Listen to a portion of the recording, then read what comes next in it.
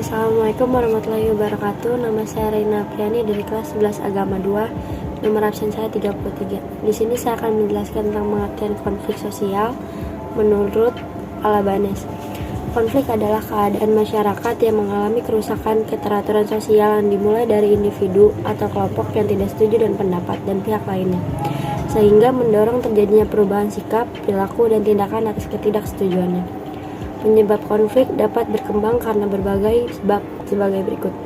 Yang pertama, adanya perbedaan individual meliputi perbedaan pendapat, karakter, selera, warna kulit, hobi, kebiasaan, dan sebagainya. Adanya perbedaan kepentingan antar individu atau kelompok. Yang ketiga, adanya perubahan sosial yang terlalu cepat sehingga mengubah nilai-nilai pada masyarakat. Yang keempat, adanya perbedaan antar kebudayaan, terutama perbedaan adat istiadat. Dan yang kelima, kurangnya keharmonisan dalam hal interaksi sosial. Berikut bentuk-bentuk konflik. Menurut Sujono Sukanto, konflik pribadi, konflik politik, konflik sosial, konflik antar kelas sosial, dan konflik yang bersifat internasional. Contoh-contoh konflik, konflik suami istri, konflik kelompok misalkan tawuran antar pelajar, atau konflik poso dan sambas. Assalamualaikum warahmatullahi wabarakatuh. Nama saya Muhammad Satrio Wibowo dari kelas 11 Agama 2. Di sini saya akan menjelaskan dampak konflik, resolusi konflik, manajemen konflik bisa dilakukan dengan apa saja. Yang pertama, dampak konflik. Segi positif konflik yaitu meningkatkan solidaritas internal, dapat berfungsi sebagai sarana untuk mencapai keseimbangan, kesadaran untuk berkompromi. Segi negatif konflik yaitu keretakan hubungan antar individu dan kelompok, korban jiwa dan harta, struktur masyarakat rusak, hancurnya kepribadian. Yang kedua, manajemen dan resolusi konflik. Manajemen konflik adalah proses untuk mengelola konflik dengan menyusun strategi yang dilakukan oleh pihak-pihak yang memiliki konflik sehingga mendapatkan resolusi yang diinginkan.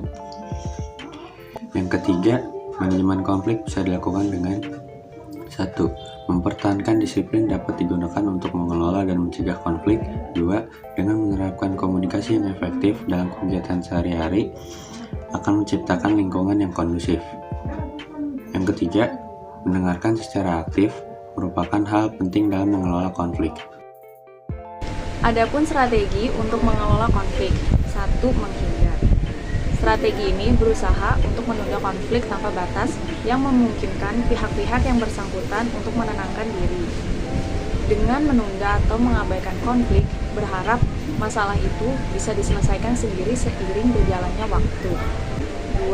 Kompromi atau negosiasi, yaitu dengan saling memberi dan menerima serta meminimalkan kekurangan semua pihak yang dapat menguntungkan semua pihak. 3. Kolaborasi.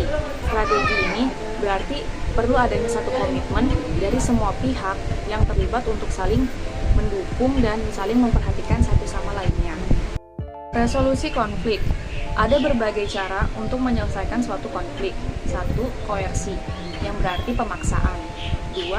Kompromi, berarti adanya negosiasi untuk menyelesaikan permasalahan. 3.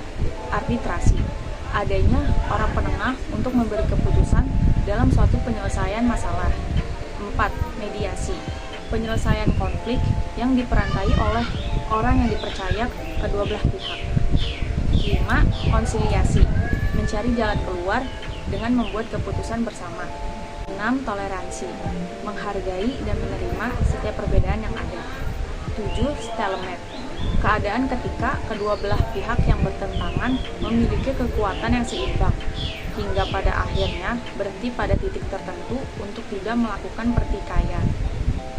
8. Adjudikasi, penyelesaian konflik melalui pengadilan. Sekian dari kelompok kami. Apabila ada kesalahan dan kekurangan, mohon dimaafkan. Terima kasih. Wassalamualaikum warahmatullahi wabarakatuh.